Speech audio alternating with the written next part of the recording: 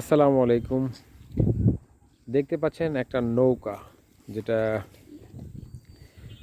এখানে আসলে একটা বিশাল নদী আছে, যেটা বর্ষা মৌসুমে এটা ফুলে ফেঁপে ভরে ওঠে। এবং আপনার তার দৃশ্য যে ব্রিজ, আমি ঠিক ব্রিজের নিচে।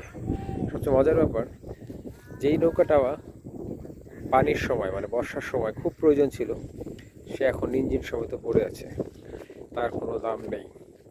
আছে বর্ষার সময় মূল্যহীন, কেউ যত্ন নিচ্ছে না, অযত্ন অবহেলা। এবং এই যে মেশিনটা, সেটা অযত্ন অবহেলায় আছে।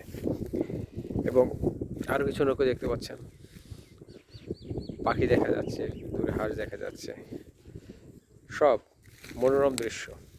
আসলে বেলা শেষে পৃথিবীর সব কিছুর মূল্য কমে যায় যখন যে জিনিসটা আমাদের প্রয়োজন নেই সেটাই অপ্রয়োজনীয়, সে যাই হোক, মানুষ হোক, বস্তু হোক। এবং তার উৎকৃষ্ট এবং জ্বলন্ত প্রমাণ হলো এই পড়ে থাকা নৌকা।